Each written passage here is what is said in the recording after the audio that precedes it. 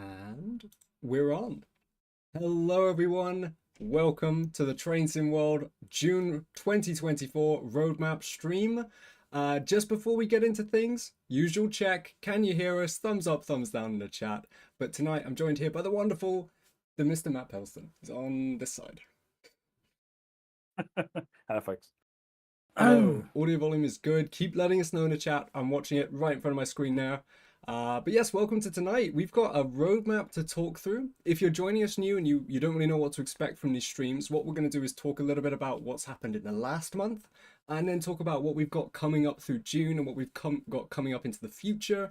We've got some news on in-development projects, add-ons that are coming to Train Sim World 4 soon, as well as other little bits from the community, which is fantastic. We've got some amazing projects being made on the PC editor that we're going to spend some time really showcasing tonight. So I hope you're excited. Audio seems a little low, don't worry. I hear your comments. Matt, are you excited for tonight? Oh yes, definitely. Wonderful. I was definitely not a cue for a mic test as well. Brilliant. We've got loads of people in the chat getting excited. If you read the roadmap article, then we're going to be talking through those kind of details again today. If you haven't, feel free to check the YouTube video description. It won't be on Twitch, but it will be on our YouTube, and it will link you straight to the roadmap. And if you don't have time for tonight, it will all be timestamped at the bottom of the video, so you can jump to the section you want to hear more about. Right. We can hear you good. I'm excited, very excited indeed. Glad you're all here. This is a good stream tonight. Let's talk a little bit about what happened last month before we get into the new exciting bits. But last month we released Cargo Line Volume 2 aggregates. We pretty much released it on the roadmap we did back in May. But obviously that was a pack for Midland Mainline, Great Western Express, and Southeastern High Speed, adding more services and freight with the Class 66. Released by Skyhook Games, and that's been out now for a month. But other things that happened throughout May to about now was we had a couple patches. One of them was very focused on Rivet Games add-ons, and it also included a range of Fife Circle Line improvements. So if you had the route when Fife Circle Line first released and you haven't played it since, check out the patch notes. They'll be on our forums in the announcements page. There's loads of improvements that Rivet have shipped for Fife Circle, but a lot of other Rivet add-ons as well. And also, just earlier this week, we shipped the first half of our summer core update. So if you're not aware, we try and bundle our updates into much bigger patches now, so you get lots of more improvements all in one go. And this included fixes to mainly UK add-ons, but also some core add-ons as well. These UK add-ons, they focused a lot on East Coast Mainline. I know there was a lot of community requested 801 fixes, but there's also changes to scoring on Blackpool branches. I think I wrote a list of some of the highlights on our roadmap, which I'll go take a little peek at. Where are we? Let's search 801. Here we go. So we fixed the stuff like the gangways not connecting, the DVD, when it was going off when the reverser was in neutral. We've added flange squeal sounds. There's fixes to Brighton Mainline, Birmingham Cross City with the scenarios not using the scoring systems correctly. Southeastern High Speed, there was a scenario not working on PlayStation 5. Glossop Line had some fixes, as well as Cargo Line, West Somerset Railway. I would take a look. It's a big patch, but it was mostly focused on core fixes and UK fixes as well. And that was only this week, so if you haven't had a chance to dive in to Train Sim World 4, be sure to give it an update. But right, are we ready to talk a bit about what's coming up? I think that's the reason why we're here. Absolutely. Let me get my roadmap graphic scene turned on. And here we go. So if you've not seen this yet, this is basically all of the things that have changed. And you may notice a couple little new stickers on to help identify. I think it was a suggestion we had on one of our previous streams. So as you can see, the first one now we notice is it's the summer core update. So obviously we did release some of this earlier this week, as I mentioned, with the UK fixes. But now we're going to introduce some fixes to both German and US routes. One of them to note was the additional Vorarlberg services that we've previously mentioned. And additionally, part of this graphic, someone pointed out earlier, but we ended up accidentally removing the formation was it the Formation Designer Creator Club functionality. There's a lot of words in that, but that is still coming. That's not gone anywhere. And additionally, we added a German loco into the 4 to 6 months category. So You can still see some of the add-ons we've got coming up, such as the Class 380 ScotRail, as well as the ScotRail Class 158 from Skyhook Games. And then we've got 2 locos by the TSG team, the Expert BR 101 and the DB BR 218, all of which we're going to be talking about tonight with some new images. And as well as the Cathcart Circle Remaster kind of comes bundled with the 380 as well. So we've got loads of new images from that. I want to give a quick shout out to DTG Liam and Joe. Absolutely fantastic detail they gave on the article and sharing the images. So you'll be all presented with those tonight. And yeah, I mean, we can kind of just start with that because I think Cathcart has been one of the biggest things. We've got so many images. Let me go to my scene. Here we go. I think this should just automatically roll. There's about 15 images in this selection. So Cathcart Circle is getting a remaster. If you don't know what that means it will be receiving a free update to the route. And let me just list what this includes. Not only does Cathcart Circle get a new timetable, and you'll be able to see some of the kind of features of this new timetable in these rolling images, but it gets a TOD 4 upgrade, it gets updated route scenery, route landscape, the foliage across the route, the track and the signal visuals. The Class 314 will also get new lighting, weather effects, it gets the GSMR. There's updates to Glasgow Central, the lighting, the scenery, the PIS, the passenger spawn locations. There's updates to all the stations as well with new lighting and passenger spawn locations as well. New lighting to bridges around Glasgow. Actually, if I can just pause my little slideshow, that's the image I wanted to show when talking about the new lighting around Glasgow, because that's the one that Liam wanted to highlight. All the scenery used for the disused Netherton Goods, Crossmaloof, and Dumbreck stations as well.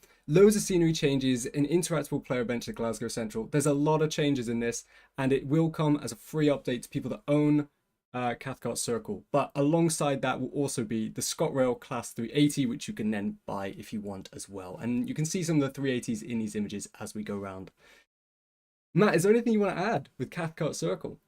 I mean, I'm just blown away by the between sort of Joe and Liam, how much they've transformed that route. I mean, I've been seeing lots of other screenshots as well besides these ones, and it is just it's epic. So no, I'm looking forward to that one getting out in the hands of players now, and also the 380. I've been having a drive with that lately, and that's pretty fun too.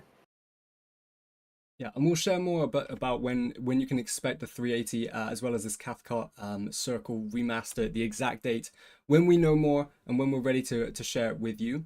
But obviously there's loads of images here. If you want to take a look at these individually, a lot of them are shared on our roadmap and on our forums. So feel free to follow that link in the YouTube description if you want to have some time to digest these images. They all come with a wonderful description as well. But I think the thing to talk about with this is that obviously if you've not seen this before, if you don't know what the remaster is, this is the second time we're doing it since Train Sim World 4, and again it's a free upgrade for the people that own those routes to really bring it up to the more modern standards. And a lot of love goes into this, so again thank you to Liam and Joe again for helping with those images. We hope you're excited. I know there was a ScotRail 158 in there as well. We'll talk a little bit about that after some other things, but let's move over to TSG. What have they got for us this month? Well, we're going to start with the 218. I do have some nice, lovely images as well. So let's get those up. And these hopefully should cycle. Yes, they are. So this is the DBBR 218. We have done a couple updates on this, talking a bit about it, showing some work in progress images. It's worth noting the images we're showing are still work in progress. But obviously this comes with, this is the DB2R18 Series 400 with the TB11 engine in traffic red, as you can see. It comes with timetable mode for its base timetables on Hamburg-Lübeck. But there also will be a main Autobahn timetable as well, where some of the 642s are swapped out for the 218 that we're seeing now. If you want to know more about this, we've got a full feature list on our roadmap. It will come with scenarios including route length runs. There's a rescue mission with a stranded RE, a double formation of 218s as well. There should be quite a lot of gameplay with this, and obviously the images you're seeing, they've progressed a lot more from the last ones we shared. Matt, do you want to add more about the 218? I mean, I'm super hyped to this one to come out. As I said in the last roadmap stream, it's an iconic German loco. It's a non-shunter diesel loco, so it's kind of technically the first proper in quotes diesel, I think. So it's a landmark release, and being done by TSG, you just know it's going to be great. And I think what we did earlier today was actually reach out to some people in the community and ask them, well, what do you really want to know more about the 218? If you could ask a few questions, can we give you some answers? And some of those questions I'll read out to you now. They are on our roadmap that you can read. But one of them was talking a little bit about how are the sounds represented. And we were looking to share a video of this, but currently in our builds, the sounds are placeholder while we're still working on implementing them. So what the TSG team have got, they've got real recordings made by the driver of these locos, one of the drivers, and they're investigating where they can source more audio as well. So another person asked, can you talk more about the model? And so some interesting details. Obviously, you can see from these images the model for yourself. And what the TSG team have said they've worked hard to add a high level of detail to this, especially across the exteriors. When you move inside, normally you'd expect to be standing in an open room where you can see the engine and all the parts that are visible. They weren't able to reproduce that, so you'll notice that there's a wall added on both sides to kind of hold that vision as you get in. So that's probably one of the things you'll notice. You may notice in some of these interior shots as well here. But obviously you can see the images speak for themselves. It looks fantastic. There was a note about the livery as well. There will just be one livery with release, but there may be plans in future to add more. But currently, for what you can expect with this release, there will just be the one livery. If you want to get any more information on what I've talked about just there, as well as the key features, again, I dive into the full roadmap article where you can read it at your own pace. But as a note, when we're talking about the 218, when we're talking about the release, all we can say for now is that the release date information will come soon, but you can expect it to be the next add-on coming to Train Sim World. So I hope that sets some pretty reasonable expectations as well. I see some people asking questions in the chat. We'll answer these as best we can as we go through, but what we'll do at the end of this roadmap stream is come back to all those questions. So if there is something you want to ask, hold on for a little bit because we'll come back to it at the end. But from the TSG team, they've got another loco that they're working on, which is a little bit different. If you've not heard about it before, it is the Expert DB BR101. And so you may be thinking, what does expert mean? We dived into a lot about this when we announced it in one of our earlier roadmaps, but essentially it is taking the simulation to its furthest extreme. It's about giving players a really authentic and enhanced way of playing Train Sim World. I think Lucas described it as, what would you do if you needed to do everything that a real train driver would need to do when driving a loco? So that's kind of like the hypothesis of the expert version. And there's loads of insights written by Lucas. So thank you to Lucas as well. Talking about the techniques, talking about the developments they've shared when making the 101. Matt, I'll give you a chance, obviously, as the senior producer, the executive producer here, and the person with the dev brain on, to talk about the 101. I mean, it's an exciting project, delving into new areas, trying to sort of kick the tires in some quite new areas of development, pushing the simulations, as deep as you possibly can, essentially. And it's actually really good to see that, as expected, the sim can cope with it perfectly fine, which is really good to see. Lucas has been talking through with me recently about some of the stuff that the team have been doing, where they're going with some of the scenarios, and you will need to have the manual to hand. Like a real driver has a manual to hand. So if you're thinking that you can just become pick this one up and just make it do its thing, then you got some new thinking coming. It's and that's kind of where the fun lies, not quite knowing how the train's going to react and then having to figure out how to delve into it, set it up in the more, it's got all of the authentic ways of setting up PZB, which don't involve a switch. That never actually exists in real life. The OMU switch doesn't really exist in real life.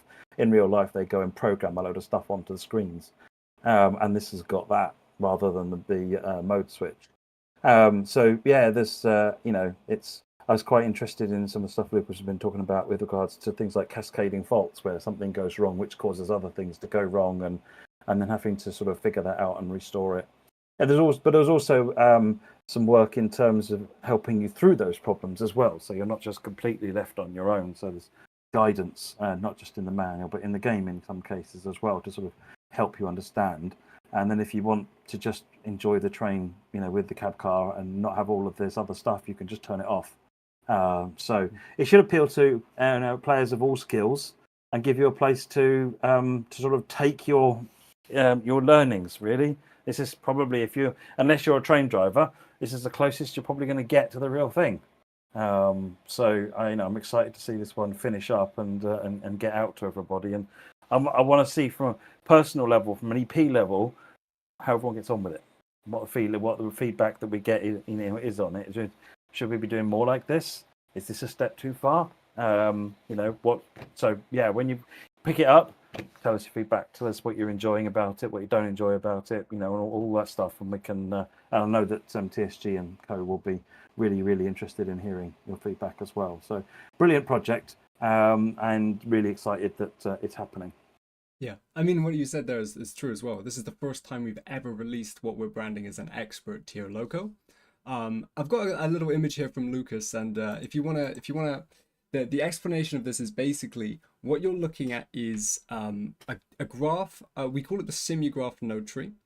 It's essentially a way of breaking down the physics of what the simulation is trying to achieve. And it's a comparison. At the top, you've got the expert DB BR101. And then you've got the original release at the bottom, and it's at a similar zoom level. Whether it's identical, whether it's exactly the same, it might be a little bit off here or there, but it's essentially meant to visualize how much more complex it is, how much more of a brain span it has, how many more areas are being considered. Matt, I wonder actually, is there anything you can talk about this from more of a technical level? Well, so Simulgraph is, we talked about Simulgraph a lot, and if you haven't heard of Simulgraph before, go and look at some of our other videos, because we've had lots of in-depth discussions in various streams and so forth about Simulgraph since the launch of TSW many years ago.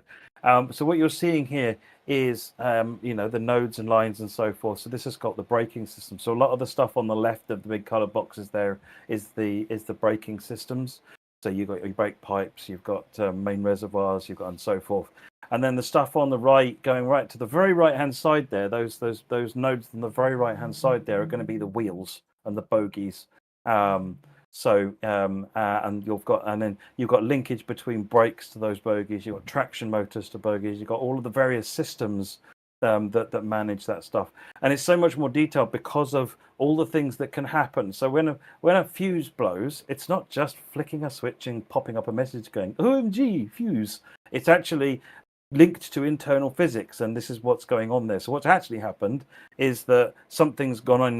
There's something has been a voltage has changed in the simulgraph, which is what's then caused a breaker to blow, which is what caused the actual thing. So it's actually foundationally built upon solid simulation practices rather than anything else. And that simulgraph here is kind of, this is where all of that extra detail starts. There's then sheets of more detail that happen then in blueprints and so forth higher up the level than this.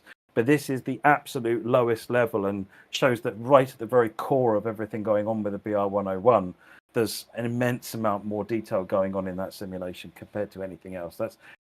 It's significantly more than there was in the original 101 and in most other locos, to be fair. Yeah, I've seen a couple of questions in the chat, and I think some of them are quite amusing. Someone saying, "I'm fearing this expert loco." Well, maybe for you, maybe the challenge of learning it could be really fun. But again, as Matt said earlier, let's say someone else was saying they're only getting it for the cab car. That's completely fine if that's what you want. And that's why the easy mode, I'll say the easy mode, whatever you want to call it, that's why the standard mode is there essentially, because at that point the train will kind of behave like it did before, and you can enjoy the new, because there's lots to enjoy about the train, and the obviously you've got the cab car as well. So don't fear it, just realize that you can turn it off and turn it back on again when you want to experiment with it and learn it. Yeah. If there's a day that you don't want all the simulation, you can just turn it off in the menu. But if you want that experience, you can have it. I've seen someone in the chat saying, "I love this as an engineer in industry. It's right up my street." Sounds amazing.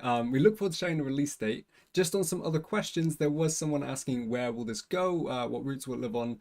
We did have that as one of our Q&As at the end, but I'll say it now. It was Salzburg, Rosenheim primarily, but it will also be on Dresden, Riese. So that's where you can expect to see the BR101.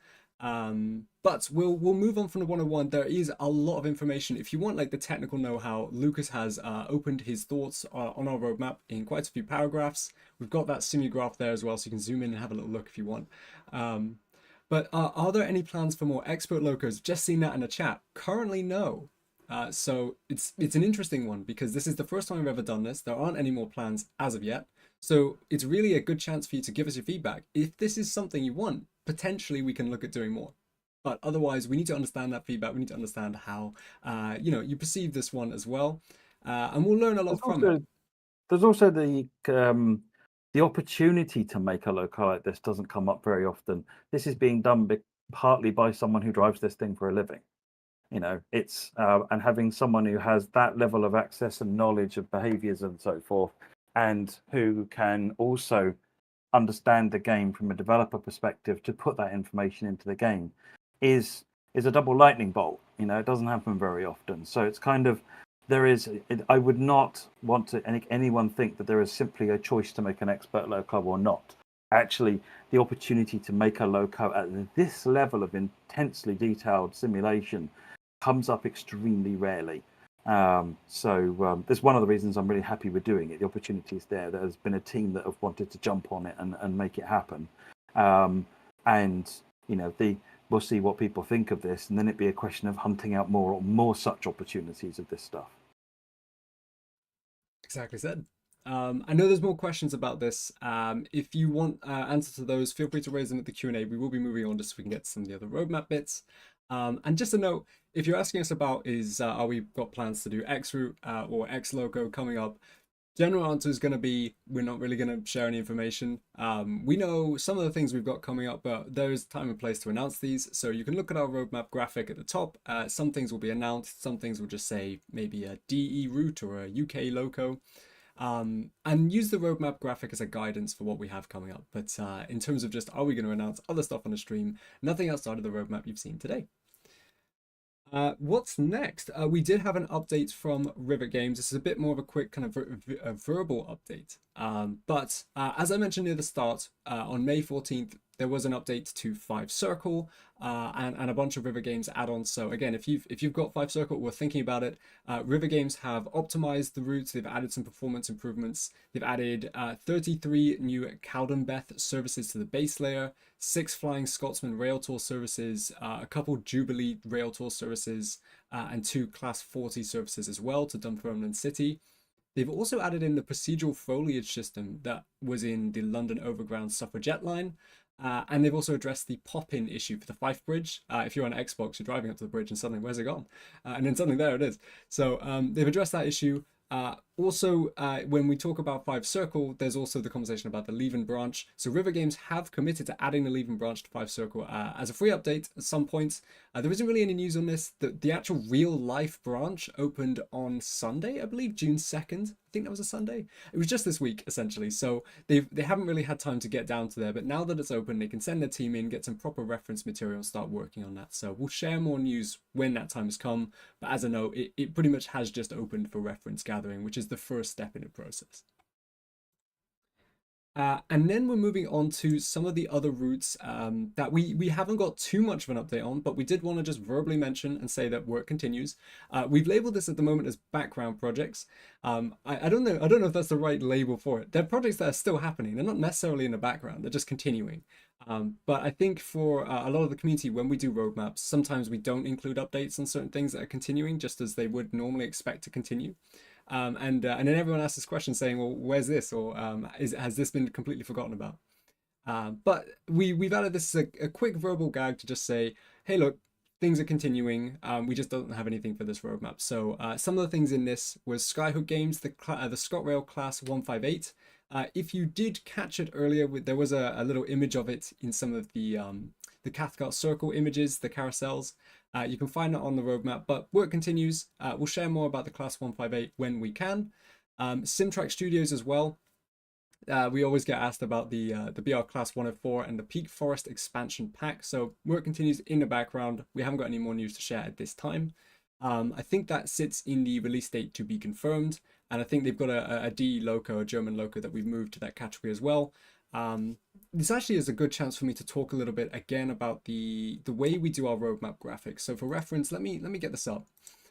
I think we spoke about this briefly last month, but just to say it again, in the last couple months, well, I say couple months, wow, time really flies, since Train Sim World 4 release and since the editor has been much more part of this picture, we've really been starting to see much more involvement with getting new third parties involved in the ecosystem of Train Sim World and really building a much more exciting future. But as we do this and as we learn about what it's like to bring in many more partners into Train Sim World, we need to understand how do we confidently set reasonable expectations to you all, to players, for when we can announce projects and when you can expect to see them. So we're trying to set a bit of a new standard. We're trying to have eyes on development builds before we really move anything out of the release date to be confirmed category and into the monthly breakdowns and cycles. So whether this current format of 0 to 3 months, 4 to 6, and then release date to be confirmed, whether that's the perfect solution is still something that we're learning. But as we go, let us know how you feel about this roadmap if you have any thoughts. But what I'd say for now is if you see things shifting around, especially between the 4 to 6 months and the release date to be confirmed, it's not necessarily a panic. It's not necessarily that things are being delayed or pushed back for any reason at all. It's just how the development processes go. And I think it's especially important to realize that we're working with external teams that have external problems, that have external timelines, that have external ways of working. And we're doing our best to work together. And I think it's a really exciting process and an exciting time for Train Sim World. But I think it's something that we're trying to be quite open with, we're trying to be quite reasonable with, and I hope that gives a clear picture as to why sometimes things shift around a little bit. I think the 0 to 3 months is probably your best category to look at something and be confident that that is coming very soon. So that's what I would say. Maybe there's a place for us to do better on how we visualize this. But if you have any suggestions, please let us know. And that was a note on Simtrack Studios. The other two things is the Cole Archon timetable. I think this was a mention as we've been talking about Cathcart Circle's remaster. So Joe, that's been working on the timetable for Cathcart Circle, has taken some time away from the Cole Archon timetable because the Cathcart Circle one's coming with the class 380.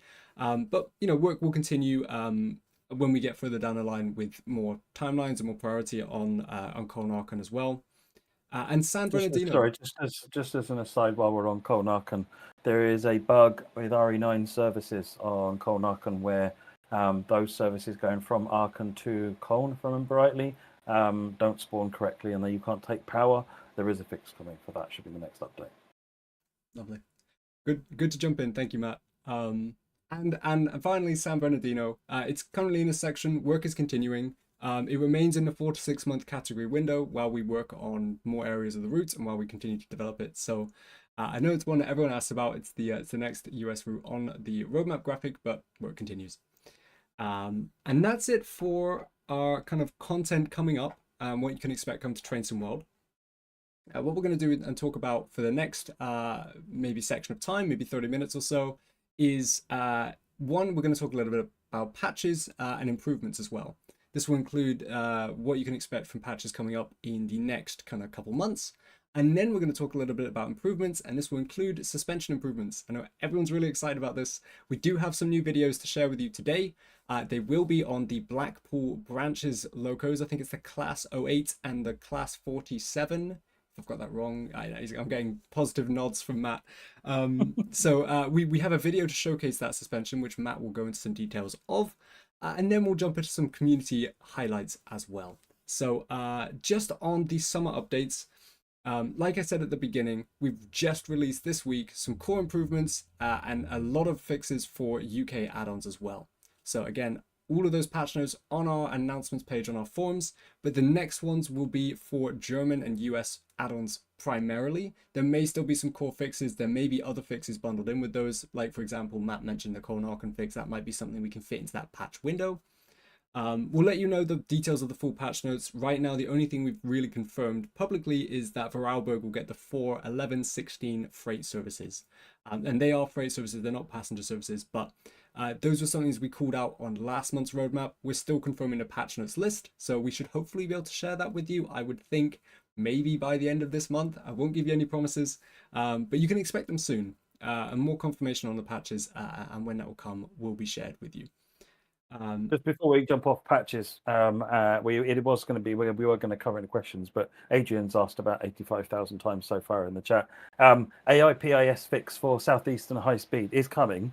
It was supposed to be in the UK release, but it missed. The problem is that the fix required changes to core files for PIS, and therefore we need to do a much wider retest just to make sure nothing is broken. That is in test now, and if all is well, then it will be in one of the following patches, just the German or the US patch.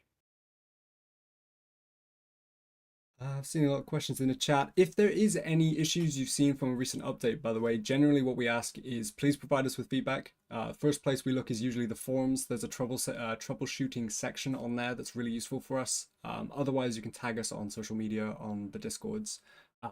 Let us know any details you can give, any information about what's going wrong always helps, and we can talk about that. We can directly message you as well. So I've seen someone mention about Creators Club services scenarios. Maybe let us know, reach out, and it might be something that we can resolve together, or we can work through a support ticket. Okay, moving on. This is the exciting bit. So suspension improvements. I know a lot of you are really excited for this and have been waiting. I think what's important to say first is that these were something that we initially didn't expect to take as long as they have. We know there's been a lot of patience, and we know that a lot of you are really looking forward to getting into the new features that we've been showing on our suspension videos, but work continues because it's quite a difficult process. And I think, Matt, it would be a good chance for you to talk a little bit about what goes into actually adding and implementing these suspension physics on the trains. Well, I mean, one of the key things is that there is only a very limited number of people in the company who actually have the skill set to work on something like this. You're talking about sort of the low level physics of the train, not just the setup of that physics, but actually creating the systems and so forth. And they're quite complex. So that's one of the things that's causing it's a huge bottleneck in terms of the people that can actually do it, and they've got a lot of things that they've got on their plates to do as well. So that's kind of the contributor of why it's taking a while. But some of it is also just giving it time to marinate, because we've had suspension now for a while on you've seen like the 4024, the Class 66, and just recently it's come to light, like in the last few days, that the bodies in certain circumstances are sliding off the bogies. So, it's a good job we didn't rush this out. This is what we've got to get right. I mean, it's need to give the beta team, the QA team enough time to find these weird edge cases so that they can be rectified. So, and that's not the only thing we found recently. There's another thing related to how heavy a wagon is causing the bogies to do strange things. So, physics like this, spring physics like this, is a wonderful thing. That when it's right, it adds so much life and dynamism to the way that the train looks. But when it goes wrong, it's so it's right to take time to make it to get this right. Give it the time in the testing that it needs. But we are working hard to get this out as soon as possible. I think we put a date in the roadmap, didn't we, Alex? Yes, so the intended date for these physics suspension improvements is mid to late July. As much as we'd want to confirm to an exact date, that needs to line up with a build. So we need to make sure that is confirmed across all platforms, and you need to certify that on console platforms as well. So the exact date is hard to pinpoint, but it will be mid to late July. Yeah, that's kind of what we're aiming for. So we're still gunning for that. We're still confident we can hit that. What exactly will be included in that? Obviously, we talked previously about the lead locos, being included from each of the 3 core routes. Our aspiration is to go further if we can, but it depends on resolving these issues and seeing where we go. But we're certainly on track with the three hero trains that we've talked about before. And there's other stuff as well that you've seen in the videos that will be like you've already seen the Class 66, for example. And then we've got the stuff that Just Trains have been working on as well, in having a look at implementing it. So I'll segue across. Yeah, let's have a look. So this is the latest suspension improvements video, and Matt, I'll leave you to talk. So this is the Class 08. So they upgraded the Class 08 and the Class 47 from Preston Blackpool, and done a really beautiful job actually. So the Class 08, you can see it. This is from the cab, and you can see it feeling the bounce, the bump as it goes over the junctions. And actually, it's kind of rocks and sways around a bit. I went in some of the other tests I was doing when it's on the straight track, clickety clacking over the joints and so forth. So it adds quite a lot more dynamism to the view and so forth, which is perhaps not visible in some aspects of the video, but certainly when you actually run it, you'll see that that subtle movement makes the whole thing feel more alive. So just wait and see. And then after this, I switch to an external camera, and you can kind of see it. Now, in first junction, I go over a bit on the fast side, and you can't really see movement, which is fine. It's exactly what you want to see. But then as we slow down, you start to feel. I slam the brakes on, and then you can start to feel the junction more as it goes over it. And if you watch the video a couple of times and look closely, you can see those axles moving and the body bouncing around as a result of it. It's quite good, actually. It works really well. The R8 has come across really nicely with the suspension physics there. So yeah, really nice job on that one. And then after the 08 is the 47. Now the 47, they've taken a slightly different approach. So it actually behaved differently to something like the 66. This, they've gone for a much more subtle tuning of the suspension. So if you replay that video a couple of times, you'll see it is actually the wheels are moving, independently. They are acting with suspension, but you can't really feel it so much in the cab. In this one, you can see that as the train as the 47 speeds up, actually, where you start to feel the suspension more as it hunts around and rocks up and down, and even tilts according to the angles. Now, I was probably going a bit fast through this junction here, but you know what? The point was to show the suspension bit. So you can really sort of see things moving around. You can see it's on the coaches as well. It's on the Mark 1 BG as well. It's in the pack as well. So there's lots of stuff. And then the last clip here is the experience from the cab. Again, it's not like it's rocking and rolling around, but you can see it's not solid. It's just generally rolling and just and hunting around exactly like it would do in the real thing. So really, really impressed with what Just Trains have done with the suspension system on this, and that will be part of what goes out, assuming no issues are found with it as it goes into QA.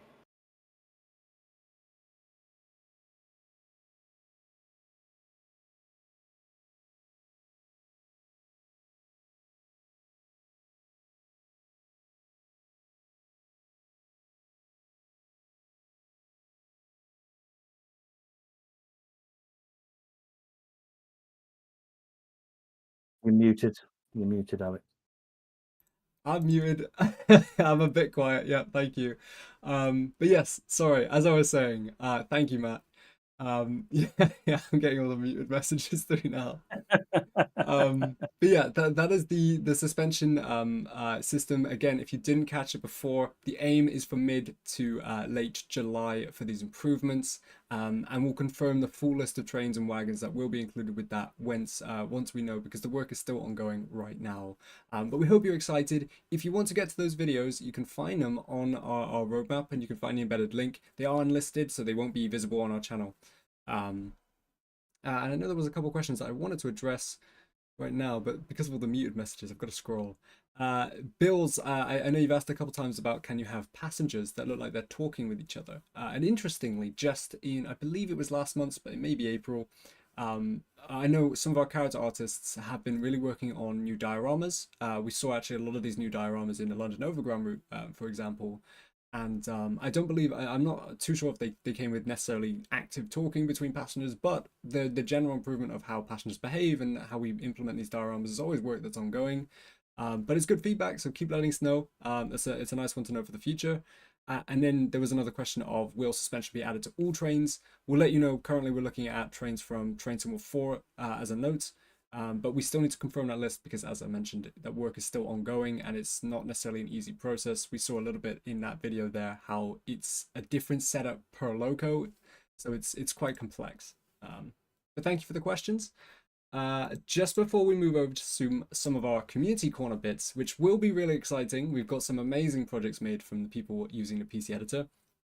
I thought it's probably worth me clarifying a little bit on Formation Designer, again, because I think we accidentally took off the tag in our asset, which talked about the Creators Club functionality. So if you don't know, Formation Designer now has been rolled out to all platforms. We shipped a whole bunch of improvements to this. So definitely get in, use Formation Designer. It's currently in beta. And we're working towards phase 3. So phase 1 was getting the initial beta out on PC platforms. Phase 2 is getting it to console platforms and getting more people involved and getting fixes in. Phase 3 will bring Creators Club functionality, and it will bring a range of more fixes as well, but starting to integrate it with Creators Club. And once we're happy that's all working as intended, phase 4 will be taking off the beta tag. It's a full system and it's working as it should. So we're currently working towards that, but just I thought it was an important note if you're very interested and very fond of using Formation Designer. And that's it. We've got a really exciting part of our community projects now. So I have to caveat this for licensing reasons, one, and for two, just so everyone understands what we're going to be showing for the next little bit of time. These are community-made projects from fantastic people all amongst the Trains and World community, primarily on the forums. They've been sharing them in our PC Editor discussion. Back when we shipped the PC Editor, everyone got right to work making the roots of their dreams. We've got a project we want to show you here that's the entirety of London. It's the whole thing, and it's fantastic what we can show you tonight. But by no means is this anything that we're developing. It won't necessarily. There's no delivery of this within Trains and World outside of it remaining as a community project. So I hope that sets the expectations correctly. These are community made projects that some of them you can download, some of them you can play within the editor, you can play within like timetable updates as well. You can play within Trains and World, but they're not official. They're effectively modded content. Unofficial routes, and like I said, I've had to remove some of the licenses from some images just because we have licensors that we need to make happy, and we can't cross certain lines. With all of that being said, last month I wanted to make sure that we gave a proper shout out to the fantastic work going on in the PC Editor community because it's just amazing. We definitely haven't highlighted everyone tonight. There are loads more projects than the one the 15 or so that I've picked out. But let's just talk about some of them, and then if there are more people that we want to talk about, we can do so in future updates. So, without further ado, we're going to talk about a couple community-made locos. So this one here, and Matt, at any point, if you want to jump in and talk a bit about what we're seeing, just for fun, just for enjoyment, please do so. But what we're looking at here is it's the NoHab DI3 by Oystein. And this was like an original update they provided. What you're seeing on screen was one of their first versions of the loco. It's a custom-made, community-made loco. And on the next slide, you can see where they've currently got to with their progress. Now, again, I have done some Photoshop handiwork on the front there and blurred the logo out. But you can find all of these on the forums and links to the projects and links to the videos that they're working on as well. We've also got an interior shot here. It's just absolutely fantastic work. It's great to see the development process, and it actually gives a bit of insight of how we create routes and how we create locos as well. There was a question from the community about talking about will these kind of projects make their way to consoles or make their way to PCs. Currently, you should just view these as community work, unofficial things that the community are working on. As for the capabilities of bringing stuff made from the PC editor to consoles, it's quite an in-depth topic we've talked a little bit about before. But the likelihood is no, because it's quite... I don't know how best to explain this, Matt. Maybe you'd be better explaining the differences between PC-made content coming to console. Well, it's more of a so fundamentally something that runs on a PC can be made to run on a console. The challenge is more that there's a complex infrastructure at the moment required to actually make it. So it's a different build of what you've got. So where you've got the source code and so forth on your computer for the models you've set up and the sounds and the controls and so forth. To then get that to work in the game, you need to go through a process of building and cooking. That would then create you with a .pak file, which you could then share with your mates. What goes onto consoles is different. It's not that PAK file, so it's custom for each console. So Xbox, all the audio is converted into their proprietary X audio format, for example, and they've got lots of different things that go on. So you have to actually have access to all the build environments for all of these different consoles, and you can't actually get that unless you're a licensed partner of those particular platforms, which we are. But your average home developer is not going to be able to do. Now. To then take that and then create the build. So one of the infrastructural issues then is, well, maybe we could do something whereby people upload their source code to our servers and then we go through a build process. And then we would have to then go through certification with the servers so that we could then put it down as a package, or do some other process with another server that we could. It's incredibly complicated. It's not impossible. There are other games that do it, but because of the way that these, we're not limiting you to config files. This can be anything. You can create new models, new code, new everything else. And certainly, the minute you touch Blueprint, you're kind of ruled out of being something like a freebie download. It kind of has. The minute you touch code, it has to go through certification, so that Microsoft confirms that it's all good and it's not going to cause any problems on people's consoles. And Sony as well. So it's very much a case of figuring out how to do that balance. So at the moment, unless something's coming through the third-party program, you should only expect to see it on PC. Thank you for the explanation. It's definitely something that goes a little bit over my head. I've seen a couple questions in chat. In terms of the ScotRail class 380, the ScotRail class 158, the DBBR 218, and the Expert DBBR 101 that we talked about tonight, there isn't any confirmed release dates for any of them. You can expect them soon. They do live within the 0 to 3 month category on our roadmap, and some of them have been there for a couple months, which should hopefully give some indication as to when you can expect them. But the only one on that list that you can expect next is the DBBR 218. So I hope that answers some of the questions. I know some of you want more confirmed release dates, but we'll share that when we're ready.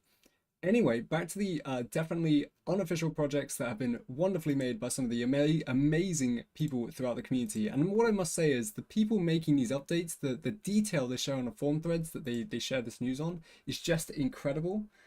My cat has just come on my desk looking for a seat. Please don't stop my keyboard. No. Okay, sorry. We're moving to another one of our loco projects here. Now, these are a set of MK3 coaches by Matthew Anthony Gray. And I mean, I think they were taking a screenshot of their screen, so there might be a little warping here, but I hope you can see it clearly enough. It's some really fantastic work. Got another image here as well of one of the coaches. Again, one of the logos that I've had to blur off there. Absolutely fantastic work. Again, amazing job for Oystein and Matthew Anthony Gray here on both these loco projects. I'll leave them on screen for a little bit. We do have 31 images to go through, so I don't want to make anyone feel like their images aren't worth it, but I do want to make sure the show goes on. And you can find all of these in our roadmap. All of the images are included, links, videos, you name it. We've really tried to really put a spotlight on the editor because I think the work that goes on here is just fantastic. Show us the cat. I can't. He's just gone to sleep underneath my my keyboard. Anyway, onto the root project. So now these are community created routes. The first one is probably going to be a name I'll butcher a little bit. Stuttgart to Würzburg by Black Pulsar. So we've got a couple images here of their work towards the station. I believe this is Stuttgart Station. It's taken within a tool called Blender. So this is not even in the editor at this point. They have got a video walking around this in their editor map showing some of the station. I've got another image here as well. And again, this is just fantastic. What they've actually written on their thread is that they're doing all of the scenery before laying the track. I think they mentioned that they want to wait for more improvements to come before they lay the track. And for some people that makes sense, that process works, and they're quite happy because they've already made fantastic work on the models you can see here in Stuttgart Station. So again, Black Pulsar, that is fantastic work, amazing. This is another one by Train Spotting Norden. So this is Strecke Hanover to Hamburg. And just some lovely screenshots. Again, this is definitely unofficial. There's enough tags on the images to kind of confirm this. But yeah, it's just absolutely wonderful screenshots. I think this is a pretty clear work in progress shot as well, that they have decided to lay the track, and you've got multiple layers of track there as well. It's like the easiest to pronounce. I'm sorry, Bills. I am terribly sorry. I think we've got one more from Train Spotting Norden. Oh no, we're moving on. Now this one is Middlesbrough to Whitby and Pickering by Andy Go. This is a very ambitious project. I think this route map had to be zoomed out all the way to take a picture of it. There's quite a lot of stops and stations that they're including on this map, and it's really fantastic.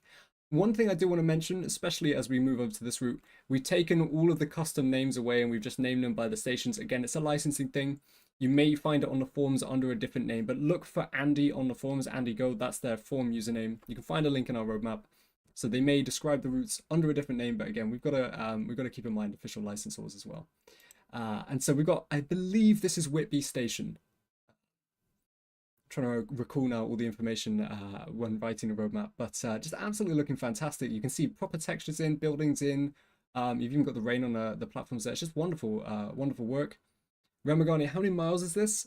If I get this wrong, I apologize, but I believe this was about 32 miles. So it's quite a condensed route, I think, for the stations that you see on it. But it's absolutely wonderful. Andy did this route or similar route in Train Sim Classic as well. Very, very highly regarded. So I have very, very high hopes for all of these projects. To be fair, they're all really good. But I've certainly seen Andy's work before, and he's got a really good eye for detail. Yeah, I mean, it's just fantastic. What we're looking at here is a swing bridge. I'm not really sure where this is, but I believe there was intention to make this a bit more functional. So it's absolutely fantastic. Andy, congrats. I guess I would say just amazing work for everyone we're showcasing tonight, and for everyone that we don't. It's just incredible. For all of the viewers of tonight, I'd recommend just make sure you take a look. If you've got a bit of time, if you're interested, take a look at our PC editor discussion forums. You see so many projects like this getting updated every day. Next up, Wells to Grenau im Almtal. Sorry. Freddie the Shepherd. You have done some fantastic work. This is the planned route map. So you've got Wells at the top there. I believe we've got an image here of some of the scenery they've been working on, implementing some of the roads, some of the track.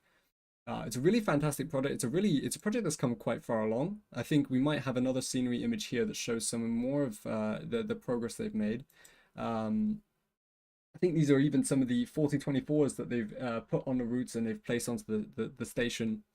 And I think that's one of the coolest things about the editor that we've seen. Many of the people who have been making these custom routes, they make the custom route in the editor, they lay the track, and then they just jump on a train, whether they've added buildings or whether they've just put LiDAR data in. They just jump in a train and they just ride across it, and it's their own route, it's their own it's their own destinations, and they're really just enjoying it within the editor. I probably should have mentioned this at the start. Actually, I'll switch to the cameras just for a moment. But the PC editor, again, it's called the PC editor, so you have to be on Steam or Epic Games. But if you have Train Sim World 4, you can download it for free. It's a complex tool. It uses primarily a foundation of Unreal Engine. You can search for it in the Epic Games store, and it will recognize the Train Sim World files. It should link that to your game. But it's quite a complex tool. It's not something that we've really got to a point where you can jump in and learn it instantly and easily. It's not really how developing highly realistic simulated routes goes. But it's a really rewarding tool if you know what you're doing, if you're interested, or whether you're starting fresh. What I would recommend is take a look at the PC editor discussions on our forums, and even in our roadmap. There is loads of community help for people that are just getting started or people that have some experience in Unreal Engine. It's a wonderful community, and there's so much support being shared in that group that I think it's just a fantastic place to join if this is something that interests you and you want to get to creating your own route of your own dreams. And It's really good seeing everybody working together, solving problems, and achieving. As you can see in all these screenshots, it's very easy to be. I think you see a lot of people getting disheartened by how complex it is, and we've always said it's the Unreal Editor. It's a professional design tool. It's not designed to be easy to use. It's designed to be effective to use, because it's the Unreal Engine.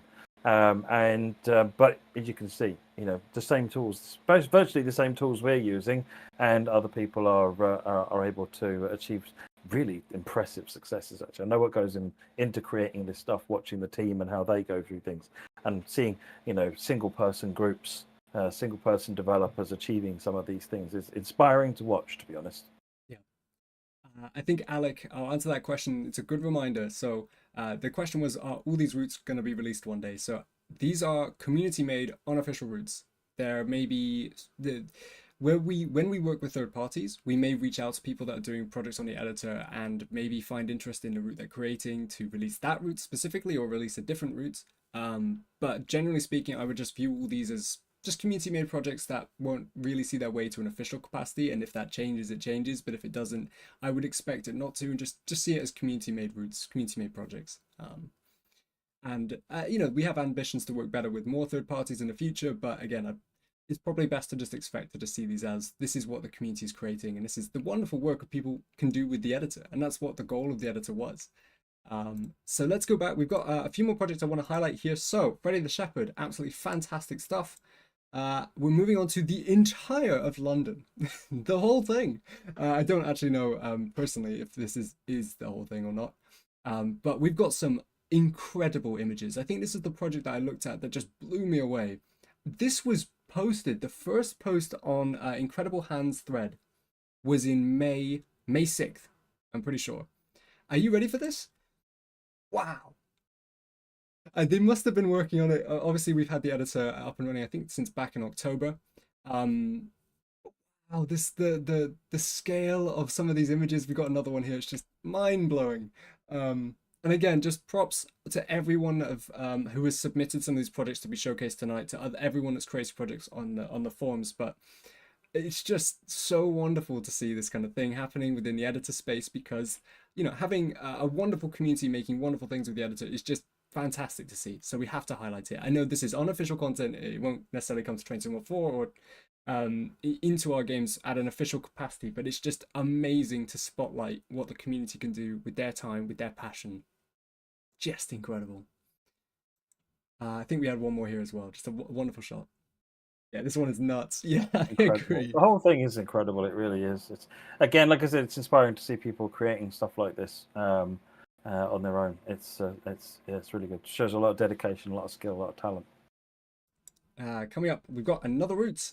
This is the ScotRail network by Kadesho's Sixes. I hope both of those were said well enough. I believe the images, I think some of the ones I chose to pick out and pull tonight, the one we're looking at is the route map. You can see some of the route in the bottom left and has some of the track has been laid, but maybe not all of it. On the forum thread, you can find detailed breakdowns of the LiDAR. You can see a detailed breakdown of the actual network they plan to build. This is a really fantastic project. There's a great breakdown of this. So really props to you, Kadesh. This is a fantastic one to look at. But actually, what you're seeing here is kind of the track being laid and the LiDAR getting in. So this is really the first part about how a route starts seeing development. So it's really interesting to see because if you want to learn a little bit more about how routes get developed for us that we released to everyone, this is a really great insight because it follows the same process. And actually, there's some videos on Kadesh's forum thread where they're spawning a train in, they're just riding it up and down their LiDAR data. There's no buildings, there's no scenery, but they get a feel for what the line is like. It's really awesome to see the behind the scenes progress. I think that's what we had from Kadesh, so amazing work. And we got one here, Doncaster to Sheffield by Movers. You can see a much more detailed breakdown of what they've planned and what they've laid down the track-wise between both Sheffield and Doncaster there. You can see all the different sidings they've included. They've got Rotherham Central in the middle as well. This one also had a tram, which was quite interesting, which is quite cool to see as well. So you've got different networks working, which is lovely. You can see obviously like the environment looks quite barren. Obviously the first stage is usually like, let's get the LiDAR data in, let's get the tracks laid down, then the buildings, then the scenery. There's a lot of steps to it. But again, I hope you enjoy these behind the scenes progress. And obviously this is community made project, so everyone will go about it in the way that they prefer. We heard earlier that some people prefer working on scenery first and then thinking about the track, where others maybe would lay the track first. I think we've got one more image here that shows a lot more of the breakdown of the tracks. I believe this is a station, maybe Doncaster station, I'm not too sure. It's like Doncaster to me. And then we've got a few timetable projects, so it should be shouted out as well. Some incredible ones, because the best thing about timetables is that you can kind of, there are ways to download these and play with them on your own systems. Remember, this is unofficial content, it is modded content, it may break your game, we can't endorse this officially, but if you are interested, I'd recommend checking out the roadmap. You can go to the forum threads from all the creators here. So Forks, you've created a Tees Valley Line timetable. This is a lovely thumbnail you made for it, and there's a lot of breakdowns included within that thread as well. Vindicity has created a Munchen Augsburg timetable. And you've got a wonderful image here that kind of helps display that timetable as well. So amazing work, Vindicity. We've also had a new release quite recently from LP Gamer TV. I believe the forums thread suggested that this was actually released maybe a week or two ago. When I say released, I mean kind of finalized by the creator. And this is for Bremen Oldenburg. an updated timetable with more services that they've included. Also, there's one for the Arosa line by Redcraft98. So this is, again, just more services included on the timetable. So well done to Redcraft, and great work. And Tool Tyler has made an East Coastway timetable as well. They've actually posted a few, they've shared this on the forums, and they've posted a few patch notes as well. It's nice to see community patch notes coming through. And finally, there was a Dresden Riesda timetable by McRae. So all I want to say is just absolutely fantastic work. It's wonderful to spotlight the community editor projects. It's wonderful to see the amazing work going on. So just take a look if you're interested. But otherwise, we're grateful that you've joined us for now. We're going to go through a little bit of a Q&A before we wrap up. So I hope you've enjoyed some of the content we've talked through. We do have some questions from... Sorry, Alex. Before we move on, I just wanted to say, jump in on the forums, and even if all you do is go and big them up, give them some support, and tell them what you think, and tell them how great the stuff they're working is. Because there's nothing boosts as a developer. There's nothing boosts you more than someone saying, "Hey, that looks awesome. Good work." That's everything. So yeah, jump on the forums and go and give them some support. And if these developers are anything like me, they love talking about their work. So. Yeah, if you want to know anything about any of the projects we just showed, if you go on the roadmap, every single project on the forums is linked to the title. You can find all the images, you can find all it. Should be quite easy to navigate, I hope. The roadmap link is in the description of the YouTube video. Right, so let's do some Q&A. So we had quite a few questions come through on our roadmap Q&A thread, and then we'll talk about some of the ones that come through on the chat live. We've answered some through tonight, but the first one is it's quite an easy one to answer. Will there be a July roadmap? Yes, there will. It'll be, I think, I'm trying to think when I penciled it in, but it will be within the first week of July. I believe July 4th. Actually, it might be the week after that. Just wondering if I've got holiday leave booked in. We'll let you know. It's going to happen within the first week or two of July, but yes, there will be another roadmap, and hopefully it will be joined by myself and the wonderful Mr. Matt Pedalston. Matt, you answered a little bit about the Southeastern High-Speed AI bug. I think you mentioned that there is a fix and test, but it missed this patch. It missed the UK patch because, well, technically, I think it affects this and possibly the New Jersey Transit stock as well. It was actually a fixing core, which means it has to go through, technically every train that's got PIS needs to be just double checked to make sure it's still got PIS, and we haven't caused any side effects. So we're currently running through that. All being well, it'll be in the next patch. Good to know. Question from the chat. Any idea when we may get an update on Tadami Line? It hasn't been mentioned in a couple months. I believe it was mentioned in our last roadmap in May. We had some more screenshots. I think it was just development continues, but Union Workshop... It's just at that point. It's at that point. We just development continues. The next phase for us, and for Union Workshop, is to get a build of the route and the train up onto our servers off of the developers' machines. That's actually quite a significant milestone. And make sure that, and then allow a technical review, not just an artistic review, but a technical review to make sure that what's been created will build okay.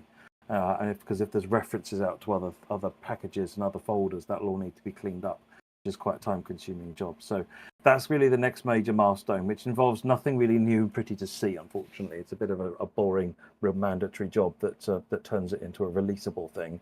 And then it'll be a matter of doing reviews, looking at the feedback that you all sent us from the images and so forth that came out previously, and then the Union Workshop will no doubt want to carry on working on the product for a bit more. So it's continuing to work. There's a lot of work going on to it, but if there's no updates for a bit, it's because the screenshots would look the same, and that's not particularly interesting. So the route will be released when it's ready, Mr. Train Guy.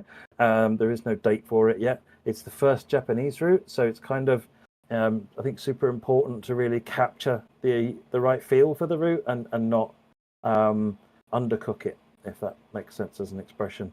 Everyone is really gunning for it to give it the best it can be, but you just need to bear with it. We won't put screenshots out if there's nothing new to show in the screenshots. Yeah, I think that's a really good summary. But for I don't know who it was that asked originally, but there was more screenshots shared. It was just environment scenery in our May roadmap, I believe. And if it wasn't the May one, it was the April, but I'm pretty sure it was the May one. We've had a question talking about the Austrian loco that was in the 6-month category.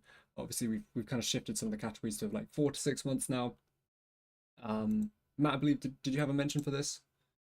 Yes, I mean, all I can say for that is that plans change. There's not really an awful lot to share about that. We still plan on making it. No, I'm not going to share what it is just yet. But it's kind of gone into the future pile as sort of something we still want to make, but it's not. It's not in an active development. There has been a bunch of change and shift, and this is a common thing. This isn't anything necessarily to do with that local or other things. One of the downsides of, or the challenging parts of being able to see further ahead is you sort of see more of the flux that's going on. As Alex said, 0 to 3 is kind of where things are quite stable. Beyond that, things move and shift around a bit more, and there's all sorts of complex reasons why that happens. Nothing to worry about, that particular loco is not off the list to be made, but I don't know when it will be at this point. We've got a question here. We've talked a little bit about more about the suspension improvements and the complexity. So I think that's been covered quite well. Yeah. There was a question from our forums Q&A thread, which talks a bit about free roam issues. That different free roam trains interacting with each other in various ways. Generally speaking, a lot of them will be on our radar, but there are a lot of different interactions that can happen with free roam. So as a whole, we're I trying to didn't improve quite free follow the roam. question you had on this. So this is about the bugs where free roam is not starting trains properly, that kind of thing. Those, right? Okay. So we put a fix into our core dev builds the other day. So it's literally hot off the press. That should fix the vast majority of these issues. So we're testing that at the moment, and we also want to make sure it doesn't break anything extra. Because the previous time we tried to fix this, we actually fixed the one loco that was having a problem and broke about 35 locos, as an aside, that were completely unrelated. But this is the nature. So this time around, we're doing a lot more thorough test and retest. Big shout out to the beta team. We're actually putting a lot of work in. And so far in the spreadsheet, so we've got a big spreadsheet where everyone's listing all the locos they've tested and what they've done with it, and it's a whole big pile of green, I'm happy to say, so far.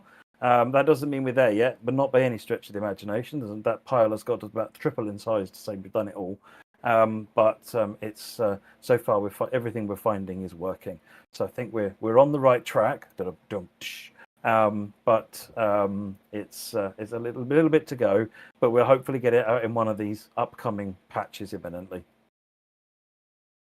That's a great answer, but I'll be coming right back to you because we've talked a little bit about this recently. We talked about it in our April 2023 roadmap, and there was questions about it on the forums that I gave a quite lengthy response to just this week. But we've had a request to talk a little bit about our LAMP process. And I know we've evolved this a little bit over time, so maybe it warrants a new article. But I wondered, Matt, is there a way you can kind of briefly talk a little bit about LAMP, what each of the initials mean, and generally how our kind of community suggestions pulled into that and where they kind of fit in? So we come up with ideas for routes ourselves based on what we're looking at, and we look at community ideas for routes, and eventually we end up with a sort of a pool of things that the team think, oh, this looks interesting. This is you got to start with a deck of cards, and you start thinking, right, this is stuff. And then that's where the LAMP process comes in. It's actually a LAMP oil process, but I can't remember what the new initials mean anymore. But let's go with LAMP because that's what it's always been. So the LAMP processing tests the licensing. Do we have the licenses to run for the trains, for the operators that run on this?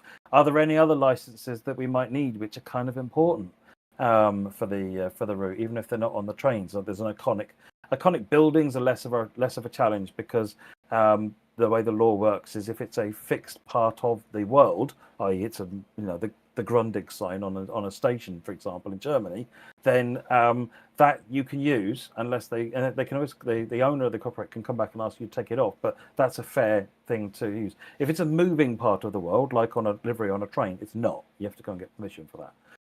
So have we got the licensing required to be able to deliver the trains on the line, and what if not? What does that mean? So it's not a binary thing. These things are all a variable. Nothing. We don't have the licensing. Well, the route might still work without the licensing. Maybe we do it unbranded. There's a discussion to be had. A stands for anticipation, and that's almost entirely down to you. Anticipation is people talking about this route, these trains, routes like this, trains like this. whether it's positively or negatively. People say they definitely don't want to see any more Electrostars. They definitely don't want to see any more third rail routes. That's going to mean that those kinds of routes score a bit lower versus, oh, we want something which is a route in a different territory, or we want something in, maybe those things. Maybe there's countries that people are saying they want more of. Those things that's going to score a little bit higher. This is not a be all and end all again. None of these individual things are, because you might be thinking, well, then why did you make another Electrostar then? Well, because actually there are lots of other reasons to do these things. So that's a for anticipation. And like I said, this is where all of your suggestions come in. Even if we don't make your suggestions, we're looking at the suggestions you're making, and that's sort of telling us, you like freight, you like modern, you like this, you like that. This is what's going in. And we're also looking at what you're playing. People like this kind of thing, they don't like this kind of thing, or they play less of this kind of thing.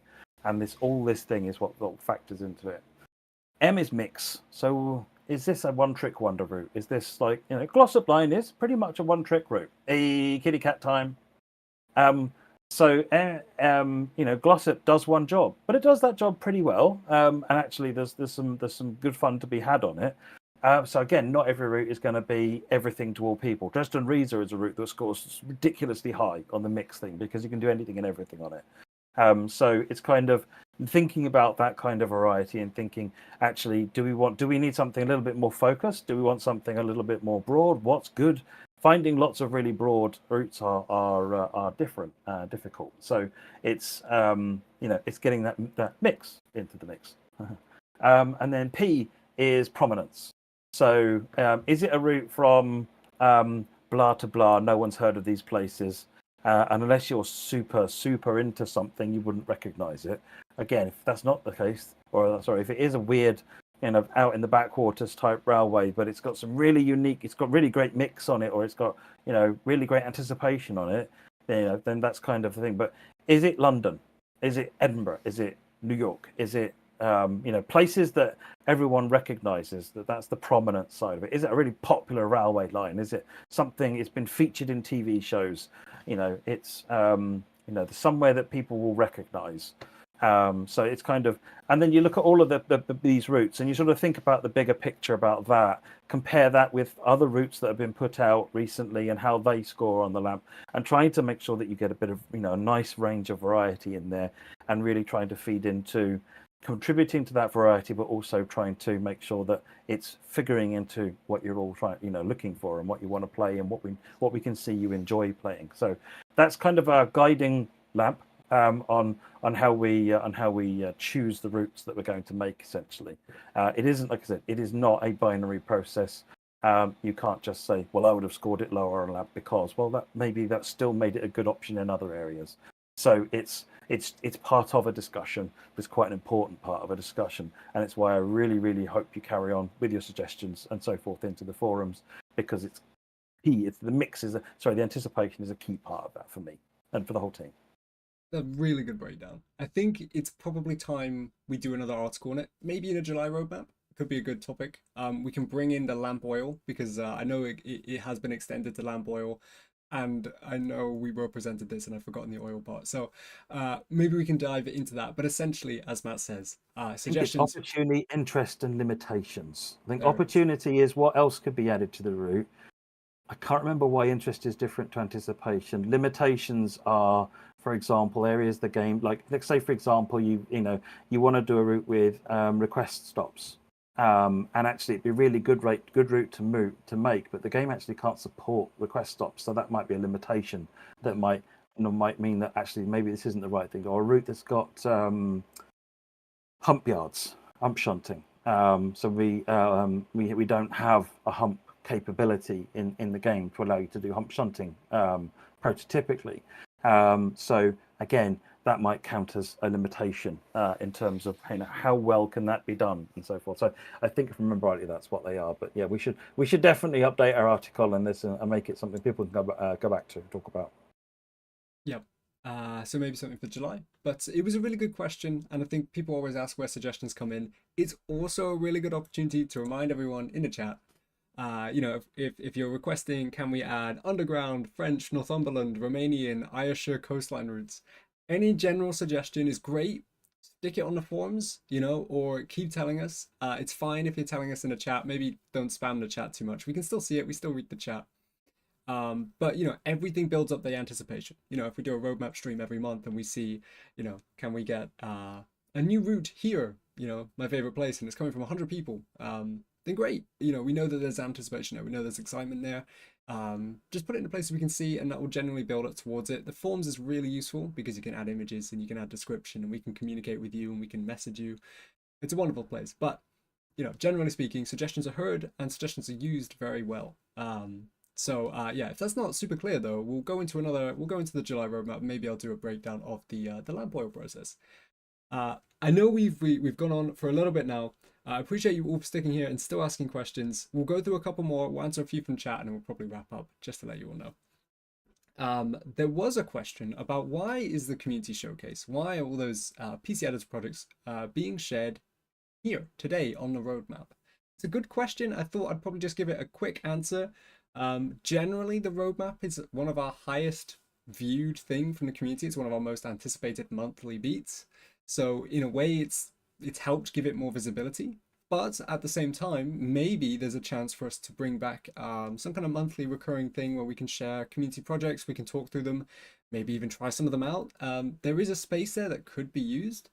But at the moment, I've just brought them into the roadmap because it was an opportunity to kind of highlight the community where there's a lot of eyes on it and there's a lot of people watching as well. So I hope you like it. But if it's if it's something that you definitely enjoy, let us know. If it's something that you don't enjoy so much in the roadmap, again, let us know. Feedback is useful. And we know there's a lot of people that talk about Steam improvements as well. It's something that we've talked a little bit, quite a lot in the past, and I think a lot of people, especially on the forums and in the communities on Facebook and the Discord, that when we talk about Steam improvements, we're talking about will we change the system around Steam? And we've shared the news before that this is an area we're not really touching at the moment. We know that there are improvements that could be made, but it's also a complex system. And I think the physics system is something that at the moment we're looking into suspension physics as one section of that process. And as Matt's explained earlier, when you look to improve things, you can also very much break everything that relies on it as well. But we've also got to look at general community interest, and it kind of ties into the LAMP process as well. So there's loads of things it ties into. But when we poll a lot of the community, most of the time, more modern tends to be generally the thing that people like playing, they like seeing. The large amounts of community want to see the new fun stuff. So there's a lot of things that tie into it.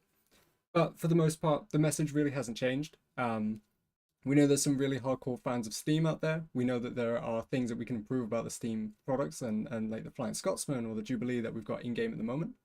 We'll look for opportunities where we can improve these, but as a general rule of thumb, that the full physics around Steam, we're not looking to make big changes to currently. It's not on our radar. It's not currently in plan. It might change one day, but at the moment we've kind of put a pause on that for now.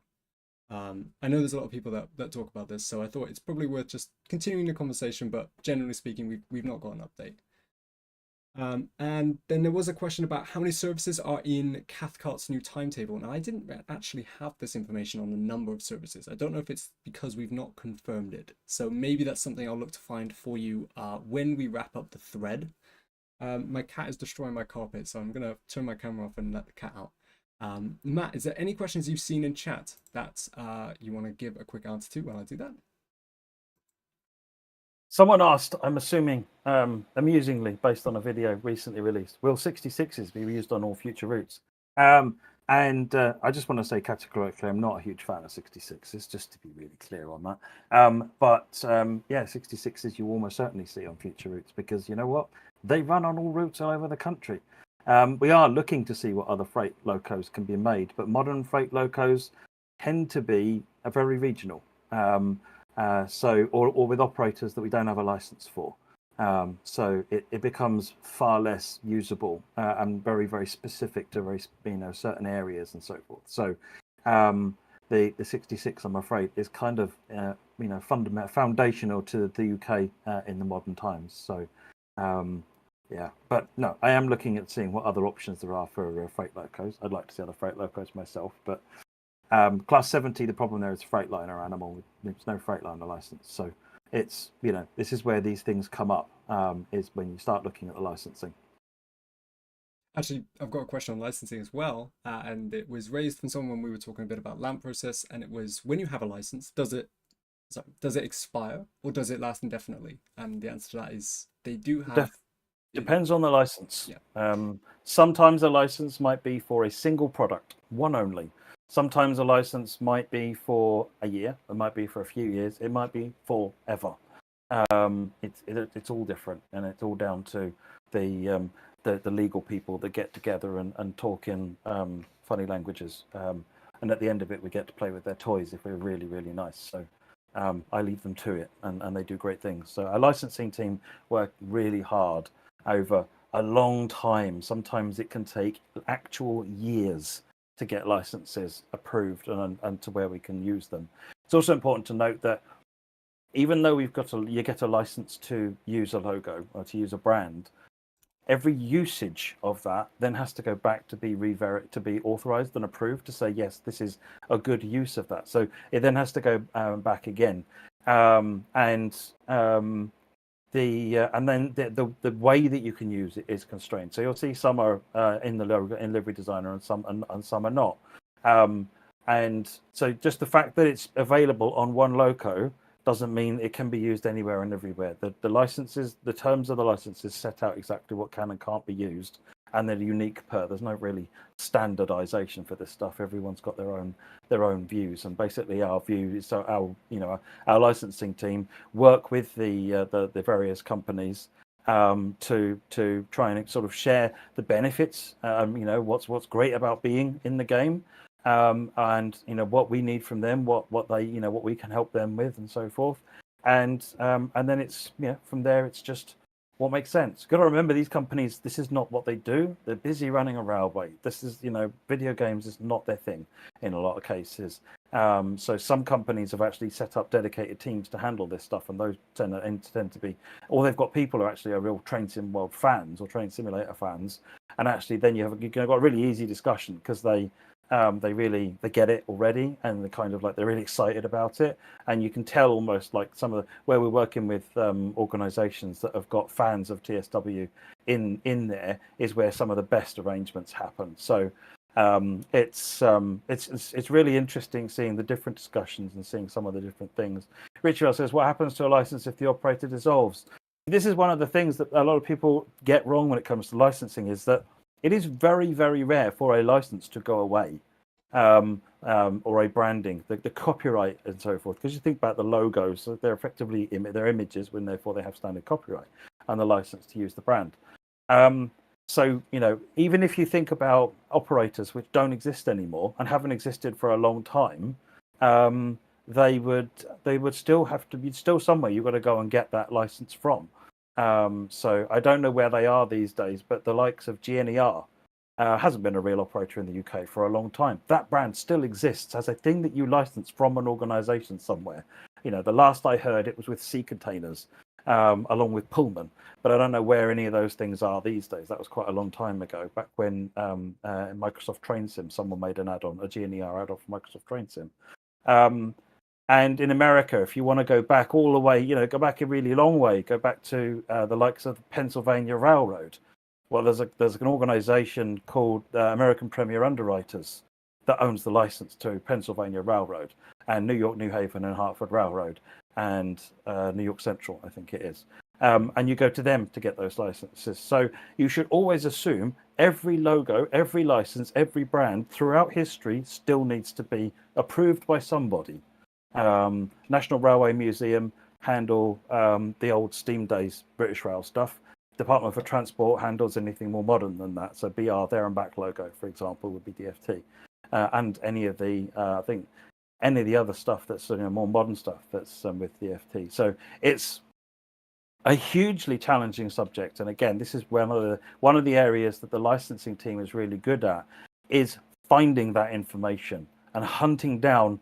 This company hasn't existed for 50 years. Okay, what do I do? And they'll chase it through various things and try and find out that's where that license currently sits and go and have a conversation with them.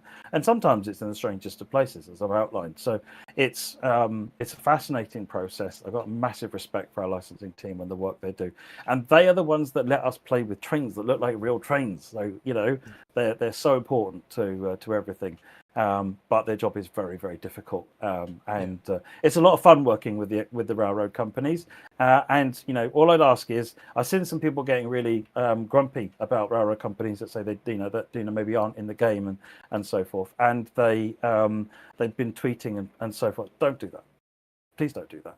Just if they don't want to be part of it, they've got very good reasons for it, or they haven't, or it hasn't even been brought up yet. It's just, well, if you want to do anything, then extol how great it is. Tell them how great the community is, how great the game is, and how cool it will be. Don't say negative posts. Negativity never wins anything over. But no, our licensing team are fantastic. I just want to say that one more time. I really do. But I'm going to chime in there and say the licensing team are just amazing. And it's interesting because, Matt talks a lot about how that actually impacts the gameplay, the game, what we can put in, how we can visually make it look, but it impacts everything. The articles you read, depending on the licenses we work with, sometimes they want to read that. Sometimes they want to check that. Even the socials that we put out, I know to a lot of you, socials are like an extra thing, or socials are how you hear the news, but everything we communicate from us in community team and our social teams and our marketing teams has to be checked through licensing. It's a really interesting thing. We could talk. We'll do a talk about licensing. I'm gonna make a note. There's so much to unpack and really discuss, and it's really fun. But our licensing team is amazing, and I think another thing that I'll talk about that someone asked is what happens if someone creates a livery in Livery Designer that you don't have a license for? That's an interesting thing because we have different levels of licensing. So some licenses we're fine with you putting stuff in a game, and we're fine with you using it creatively on Livery Designer with every box is ticked, it's great. Others are like, it's in the game, but that's it. Nothing creative, we want to put limitations on where people can put it. We want to check the copy. Some are somewhere in between. In terms of the liveries that end up in Livery Designer, we do have a moderation queue. We do check this semi-regularly. We filter through the things that might not be safe or might not be allowed by the licenses to make sure that we're not breaking any of these licenses. We got to make sure that we're on top of that. It's it's a hard process because people can find creative solutions to such licenses. Even recently, the livery I made on the channel, the cute dragon livery, and it doesn't have another name by another character, not owned by another business. We had to change the title of that video because it probably shouldn't be referred to as anything else. So it's an interesting story. I'll make a note. We'll talk more about licensing. We'll talk about the LAMP process. Just imagine the conversation you had with licensing about that. Like, you called it what? It was a cute dragon livery. No one can say I called it anything else apart from the first image you see in the video. So it's all fine. But there's a lot here. But what I will say, folks, is it's been a wonderful stream. I know there's a lot more questions. As usual, what I recommend you do is if you want an answer to this question right away, take it to our forums. We've got a Q&A thread open right now. I'm going to go grab the link. And paste that question in there. If you don't have a forums account, it's pretty easy to make one. And what we'll do tomorrow morning is I'll spend a morning, I'll add timestamps to this live stream so that anyone wants to catch up, they can do so afterwards. And I will go through that thread. I will check through all the questions that we've got on that. I'll lock it, I'll answer them all. And then kind of sweep it up there. So if you've got a question you want answering, it's best to throw it in that thread. It may be something we can't answer, in which I might not put an answer to it. Some of these include, say, are you going to make X route? I won't answer that, I'm sorry, but we can't just reveal all of our cards easily like that. But I think there was some really interesting discussion here, Matt, and actually maybe we should focus on some actual topics to focus on rather than necessarily just like listing off questions. Maybe we should have a bit of a deep dive at the end of these roadmap streams. Something like licensing or LAMP is fun. I think we had quite a lot of people interested. So anyway, that's the roadmap for June. If you want to reread it, the article's in the description. You've all been lovely. The moderators tonight, you've been on it. So thank you. Fantastic work. Great. Big thanks to Joe and Liam and Lucas for providing copy in the roadmap article, and a huge thanks to you for watching, but also the community for sharing the editor projects. Absolutely fantastic stuff. Some of the images we shared tonight were official, not official, unofficial, but still highly meritable, highly fantastic, incredible work. Go show them some love in the forums, and we'll catch you next month. There will be a July roadmap. I'll tell you when it's coming closer to the time. Thank you all. Bye bye. Cheers, everyone.